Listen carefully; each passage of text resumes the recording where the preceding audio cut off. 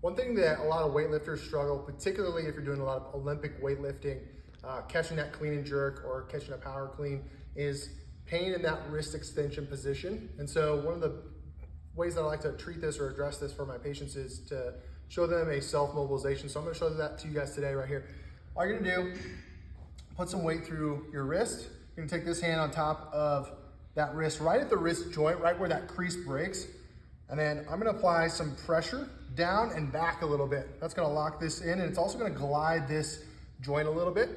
Once that pressure is applied, all I'm gonna do is very gently roll that wrist forward. And let's see if you guys can get a good view of that here. We're just gonna roll that forward until I get a little bit of a stretch of the joint.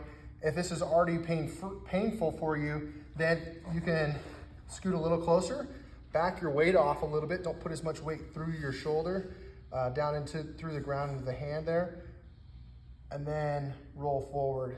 So you have a lot of control over how much pressure you put through this, but go until you feel a little bit of a stretch.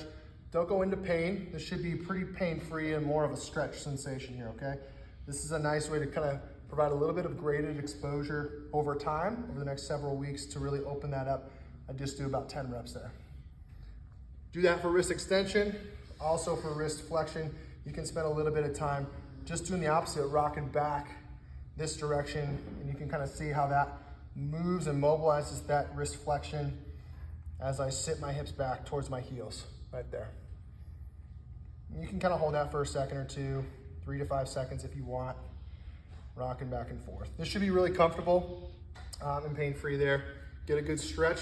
It's a nice way to open up some wrist mobility for you, help you in that catch position.